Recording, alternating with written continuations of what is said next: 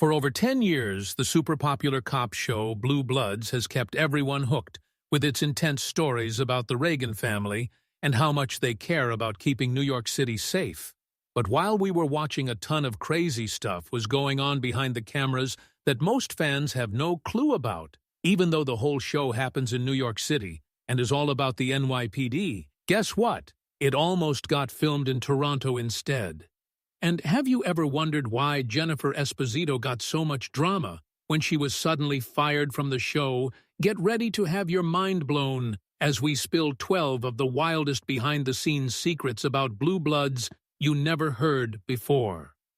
Number 1. Danny Reagan's sons are actual brothers in real life. One of the coolest surprises about Blue Bloods is that the kids who play Danny Reagan's sons are real-life brothers. Yep, Andrew and Tony Terracino, who act as Sean Reagan and Jack Reagan, aren't just pretending to be siblings. They really share that brother vibe even when the cameras stop rolling. This real connection gives their scenes an extra real feel, because you can totally see their natural chemistry and how well they get each other on screen. Even the age gap between Tony and Andrew in the show is exactly the same as in real life, before they got these parts at just 8 and 6 years old. Tony and Andrew were already little pros as kid actors before Blue Bloods. Tony had some small parts, including doing the voice for Wilson in the cartoon Chuggington that ran from 2008 to 2011. That gig helped him get even better at acting and set him up for bigger stuff. Andrew basically followed his big brother into acting, and his very first big role was Jack on Blue Bloods. The two brothers started their Blue Bloods adventure super young, basically growing up right in front of millions of us watching at home. This cool situation makes their brotherly love look totally real and adds so much heart to the show. Fans always freak out over how perfectly their on-screen relationship matches their real one. Their actual sibling connection brings extra depth to all the Reagan family stories, giving a strong base for all the emotional and tricky stuff they go through, from school drama to those big family dinners. The realness that Andrew and Tony bring totally boosts how the show feels like a true relatable family. As they get older, the two brothers have started wanting different things, both in showbiz and outside it. Tony has been super focused on school, so he might want to do something totally different from acting, while Andrew is happy staying on Blue Bloods and might look for more acting gigs later. Number 2, filming almost got moved to Toronto, even though New York City is basically a main character in the show. Money problems almost forced them to pack up and shoot in Toronto. Filming in New York costs a crazy amount, with super high prices for permits, spots, and crew to save cash. A lot of shows look for cheaper cities to film in. Toronto, with its different city looks and sweet tax breaks, has become a go-to fake New York for tons of shows and movies. During the early years of Blue Bloods, the team hit some serious money troubles. The huge New York costs made everyone argue a lot about maybe moving everything to Toronto. Doing that could have wrecked how real the show feels, because nothing beats actual New York vibes for the stories. Fans of the show probably have no idea how close Blue Bloods came to shooting those classic New York moments.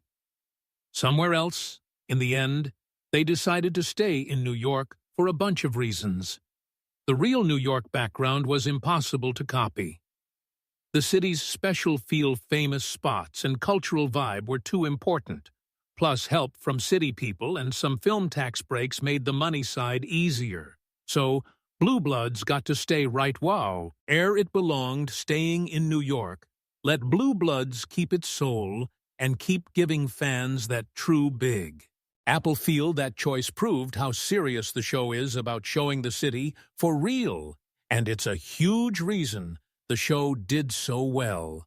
Number 3, a cast member got fired in a super controversial way. Amy Carlson, who played Linda Reagan on Blue Bloods, got suddenly kicked off after season 7.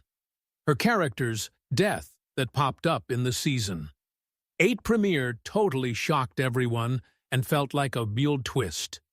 People really loved Linda Reagan, so when she was gone, it left a big hole in the show.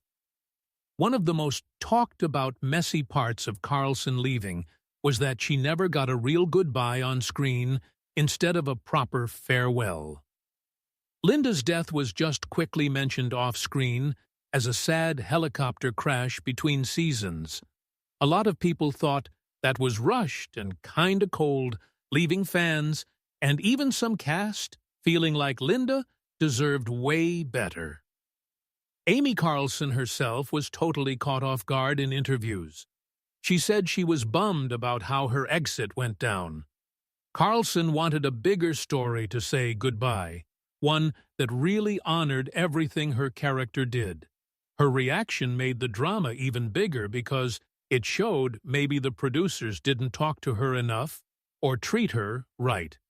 The way Amy Carlson got let go hurt not just fans, but the cast, too. Donnie Wahlberg, who plays Danny Reagan, said he was shocked and super sad about her leaving. Their scenes together were a huge part of why people loved the show. And losing that hit hard. Fans went nuts online, posting how mad and confused they were. A lot felt. Linda was super important to the family vibe, and killing her off so fast messed up the show's emotional flow. When all the hate came in, the Blue Bloods producers admitted fans were upset, but they stuck to their choice. They said moving the story forward and growing characters was important, and that Linda dying opened new stories, especially for Danny Reagan's journey. Number 4. Danny is played by a guy from a famous boy band.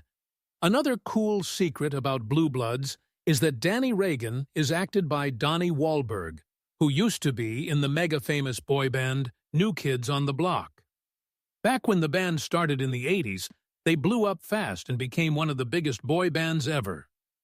Donnie Wahlberg was one of the original guys, along with Jordan Knight, Jonathan Knight, Joey McIntyre, and Danny Wood. After the band broke up in 1994, Donnie Wahlberg smoothly switched to acting. He started grabbing all kinds of roles in movies and TV, showing he could do way more than sing. In 2010, Wahlberg scored the part of Danny Reagan in Blue Bloods. His tough, dedicated NYPD detective has been a massive reason the show is so loved. Danny Reagan is famous for how hardcore he is about the job and how loyal he is to his family. Number 5. Tom Selleck was the original Thomas Magnum. Another fun fact about Blue Bloods is that Tom Selleck played the very first Thomas Magnum in the classic show Magnum P.I. Tom Selleck's take on Thomas Magnum in Magnum P.I. is one of the most legendary roles on TV ever. The show ran from 1980 to 1988 and had Selleck as this cool, relaxed private investigator living in Hawaii. His mix of tough, funny, and charming made everyone love him and shot Selleck to stardom. Back then, Magnum P.I. was insanely popular, crushing it in viewers and ratings. Selleck's acting was a giant part of that, and he even won an Emmy for Best Lead Actor in a Drama in 1984. Thomas Magnum basically built Selleck's whole career, opening doors to tons of movie and TV gigs. His Magnum look with the famous mustache, Hawaiian shirts, and that red Ferrari became his trademark. That role made him a total TV legend and set him up for more wins. After Magnum P.I., Tom Selleck kept busy with movies and guest spots on shows, but his part as Frank Reagan in Blue Bloods, starting in 2010, brought him back big time to TV as the tough but kind NYPD commissioner and head of the Reagan family. Selleck killed it again and grabbed everyone's attention with his strong yet caring vibe. Number 6. Tom Selleck almost had to shave his famous mustache. Tom Selleck's mustache is one of the most famous things in Hollywood. It got iconic on Magnum P.I., where it made him look tough but still charming. The mustache wasn't just for the character, it basically became part of who Selleck is in real life, and he kept it even when he started playing Frank Reagan on Blue Bloods. But get this, during Season 1 of Blue Bloods, the producers actually wanted Tom to shave it off because they thought he looked a bit too old with it. But Selleck was totally against losing the mustache. He knew it was a huge part of how fans saw him and how much people connected with him. He felt the mustache was key to making his characters feel real and lovable, and he didn't want to let it go. Luckily, the big bosses at CBS thought different. They loved how the mustache looked on him, so they let him keep it. And man, we're all glad, because Commissioner Reagan, without that mustache, just wouldn't feel as badass. Number 7. Commissioner Reagan's house is a real spot. Everyone recognizes in New York. Blue Bloods is famous for feeling super real, especially when showing the normal daily life of the Reagan family, who are all about that New York City Energy Commissioner Frank Reagan, played by Tom Selleck, lives in this fancy house that totally fits his big important job in the NYPD. The house is where the family hangs out, talks, cop stuff, and has those personal moments that show how the Reagans really are together. The house they use for Commissioner Reagan's place is a super famous filming spot in real New York. The actual house belongs to Maronite Middle Eastern Catholics. It's at 8070 Harbor View Terrace in Bay Ridge, Brooklyn. And even though you can't go inside, people walking by can totally spot it. For Blue Bloods fans, seeing Commissioner Reagan's house and other real locations in the show makes everything feel closer and more familiar. It helps you picture the characters actually living in the city and makes the stories hit harder. Number 8. A real ex-NYPD detective fixes the scripts. Blue Bloods has a former NYPD detective on the team. His name is James Nucoro, and he always checks the scripts before they shoot anything. Since he's a real cop, his job is to make sure the made-up stories feel like actual police life. In an interview with Country Living magazine, Nucoro said if they give him a 56-page script, he'll send back 5 to 10 pages of notes, just adding real cop talk and details. Because of that, a bunch of real police officers love watching the show by having a 4 NYPD detective help write the scripts.